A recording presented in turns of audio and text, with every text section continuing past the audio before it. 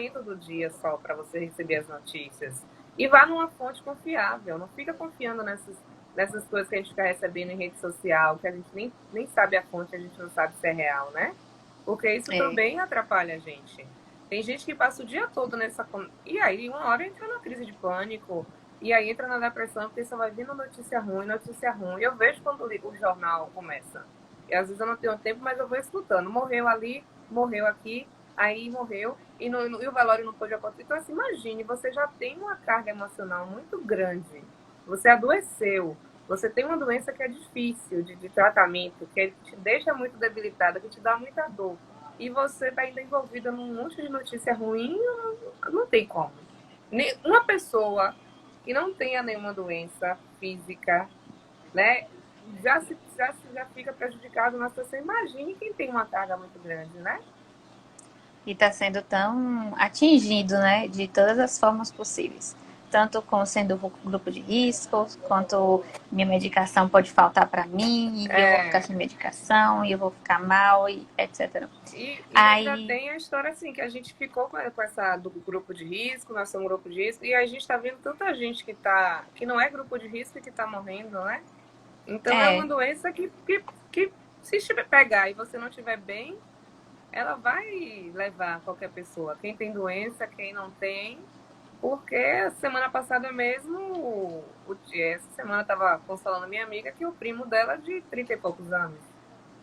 Né? Uma outra amiga minha, paciente dela de 38 anos, que não tinha doença pré-existente, nenhuma do grupo de risco, e está na UTI. Então, é uma loteria, a gente não tem.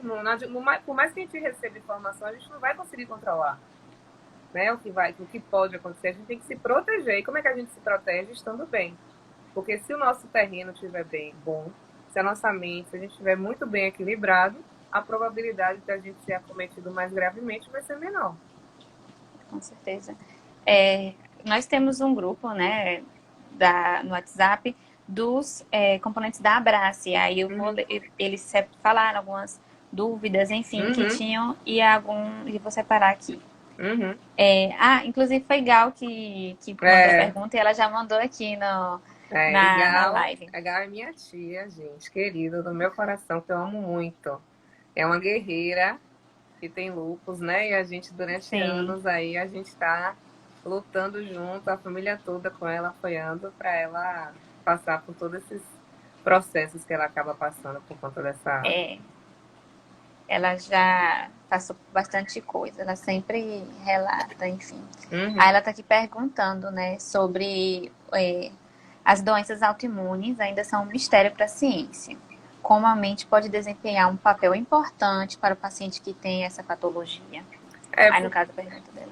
porque a nossa mente é quem controla tudo na gente, né? Por mais quem quiser achar que não, quem controla tudo é a nossa mente. Vai naquilo que eu falei, que nossos pensamentos controlam nossos comportamentos e controlam nossos sentimentos. Então, assim, não se tem uma explicação porque uma pessoa tem lúpus e a outra não tem. A gente não tem como saber isso. A gente não tem como. Lúpus, Exatamente. eu falei, né? Ou uma doença autoimune. A gente não tem É, como saber o porquê que você foi escolhida para ter. Né? Se foi uma predisposição, se foi uma predisposição genética, se foi a forma com que você leva a vida. Não, a gente não tem como saber. Então, controlar a nossa mente, se conhecer, por isso que eu falo que a terapia é importante. Porque qual é o principal objetivo da terapia? É você se conhecer. E você saber como você se comporta diante das situações, como você não se chatear com certas coisas, né? Talvez uma pessoa que tenha guardado muita coisa dentro dela durante a vida, muita amargura, muito sofrimento, possa desenvolver, a gente não sabe. Então, você se conhecer e resolver as suas questões, reorganizar. Eu costumo dar um exemplo, assim, bastante fácil de ser entendido. Às vezes a gente tem filhos gêmeos, nasceram no mesmo dia, do mesmo jeito, na mesma gestação, tudo igual. Os dois estão no berço e os dois caem do berço. Um levanta e sai gateando normalmente, como se nada tivesse acontecido, acho que aquilo ali foi a brincadeira, e o outro sofre muito com aquela queda. E leva aquilo ali como um trauma para a vida dele. Você vai explicar o porquê que para um foi daquele jeito e para o outro não? A gente não tem como explicar. Então ele precisa se conhecer, acessar suas experiências, saber porque que aquilo foi um trauma para ele e ressignificar esse trauma. Né? Então acho que é, a resposta para essa pergunta é mais ou menos nesse sentido. E está realmente relacionada. Eu, por exemplo, tenho duas irmãs, Uhum, só que eu tenho lúpus e elas não têm lúpus. Elas uhum. talvez possam desenvolver daqui a uns anos, não sei, espero que não, É, alguma patologia reumatológica, mas não, elas não possuem. E algumas crises da doença reumatológica, elas geralmente estão relacionadas ao fator emocional. uhum, Assim como outras doenças também eu vejo pessoas que têm problema renal, na vesícula, enfim, que sempre que elas passam por um momento de estresse muito grande, algo muito triste na vida delas, elas acabam tendo uma crise maior claro. da doença. Uhum, Inclusive uma prima minha, ela tá falando comigo que ela tem um problema de pele também, um uhum. pouco Pele relacionado a isso, é. autoimune, e que quando ela passa por um momento de muito estresse, acaba tendo uma crise maior. Uhum, As inflamações dela pioram de uma maneira que ela não sabe nem explicar. uhum. Aí fica o questionamento, assim, se no caso já atendeu algum paciente que durante esse processo de ter uma crise muito alta de estresse, algo do tipo, a reumatologia, algum problema reumatológico piorou, e se alguma técnica teria melhorado esse processo da crise da doença? O estado emocional influencia totalmente. Quando a gente não está bem emocionalmente, qualquer pessoa, a gente desaba em alguns sentidos. E quem tem uma questão de uma doença, a doença se manifesta. Aí eu falo assim, eu mesma. Eu, como eu tenho essas doenças que eu te falei, osteomusculares, eu tenho um LED, duas mãos operadas, dois cotovelos doentes, dois ombros doentes, a cervical toda doente. Quando eu não estou bem emocionalmente, a dor vem. Eu tenho uma terapeuta, até quem tiver interesse me procura, que é uma amiga minha, e foi minha terapeuta. Ela tem uma terapia em grupo para dor crônica. E foi ela quem me fez eu sair desse momento de muita, muita dor. As minhas crises melhoraram muito. E hoje eu tenho crise quando eu não estou bem. Né? Se eu me estressar, me chatear, tiver uma chateação muito grande no meu trabalho, porque além de terapeuta, eu ainda trabalho no banco. Então, se eu tiver alguma coisa se desconfigurar dentro do meu processo lá, eu tenho crises e tenho crises de ter que ir para a emergência carregada porque eu não consigo me mexer. Então, todo mundo passa por isso. E quais são as técnicas, né, que você me perguntou?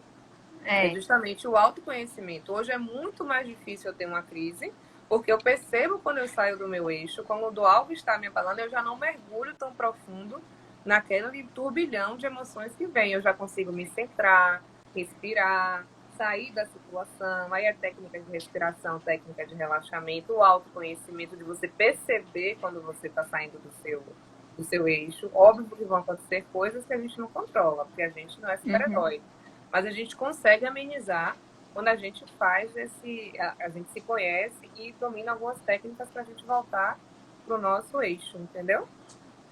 entendi.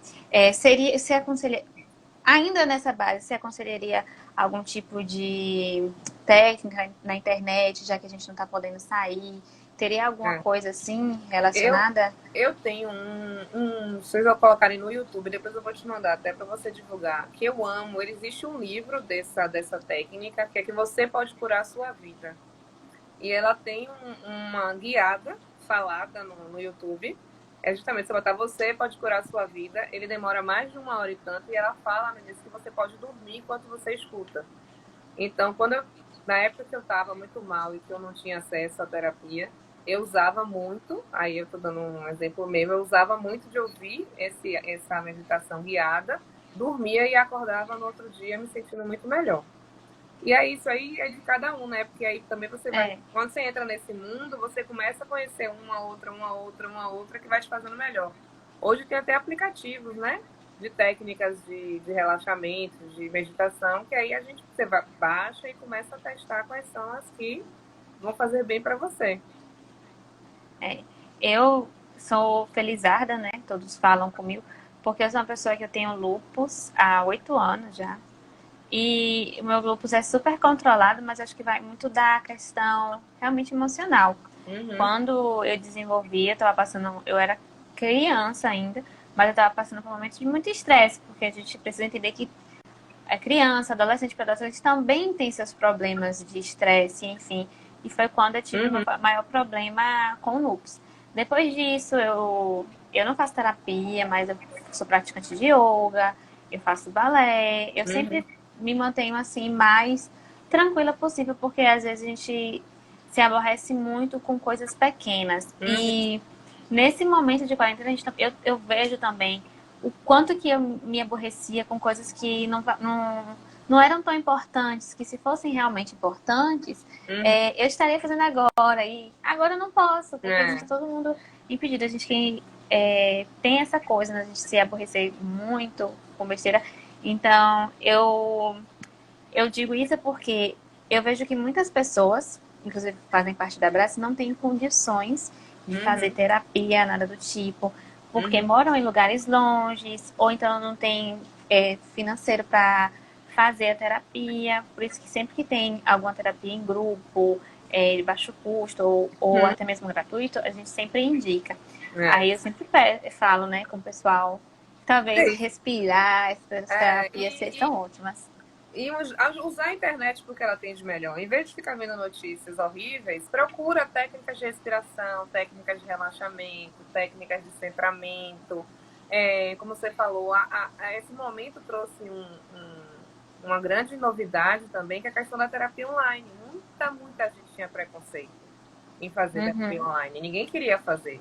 E aí, como você fala, eu moro muito longe. Eu hoje estou com pacientes, deu um boom grande. Eu tenho paciente em Sydney, na Austrália. Eu tenho paciente no interior da Inglaterra. Eu tenho paciente na Argentina, no interior da Argentina e ao longo do Brasil. Então, assim, a gente consegue atender. Isso fez com que até o custo da terapia reduzisse um pouco. Uhum. Porque, claro que no valor que a gente cobra da sessão, a gente cobra o nosso deslocamento, estacionamento, o aluguel da sala. E hoje permite que você atenda a pessoa de sua casa. Que você, né, não se Perfeito. desloque tanto. Então, isso acaba facilitando também. E aí eu também sempre que eu souber de coisas voltadas, eu vou sempre estar mandando para você divulgar. A gente se conheceu agora, né? É, E lá onde eu estudei, também quando abrir, eu vou mandar para você. A gente tem, como a gente forma todo ano muitos alunos, a gente abre a farmácia da alma, que é terapia gratuita para algumas pessoas. É um projeto, as pessoas se inscrevem, mandam a ficha com suas questões e aí recebem um atendimento terapêutico gratuito que também ajuda muito, né? A gente sempre tem que é, estar ajudando. E os terapeutas, geralmente, a maioria dos terapeutas sempre tem uma cota de atendimento, né? Fazer é, parceria por também de dia. atendimento voluntário. Eu tenho um percentual de pessoas que eu atendo para ajudar também, né? Porque tudo que a gente faz, a gente recebe de muito maior na vida. Eu acho que a Exatamente. gente veio ao mundo para ajudar as pessoas. E a gente tem que exercer nosso papel. E é isso que você falou, que a gente agora está aprendendo em casa, né? A gente se importa com o que É, realmente vale a pena, né? com certeza. É, ainda nessa questão de algumas doenças reumatológicas e da pandemia, Uhum, algum dos sintomas é o sono não mal recuperado, em que você uhum, dorme, você não se sente descansado, ou então pessoas que têm problemas para dormir.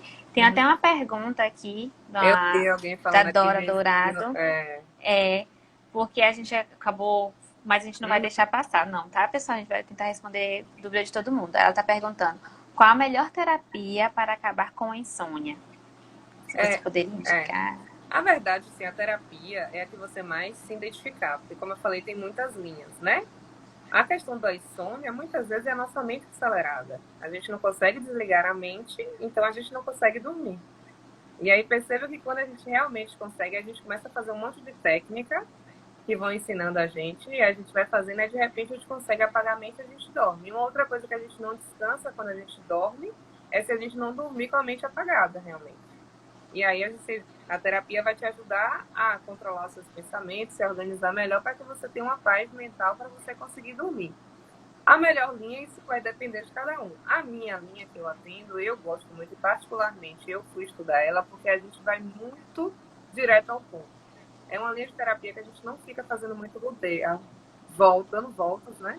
A gente vai direto ao ponto, a gente tem técnica de chegar logo ao X da questão da pessoa para poder reorganizar essa questão e dar mais qualidade de vida. A nossa linha, a gente não fica 10 anos com uma pessoa na terapia.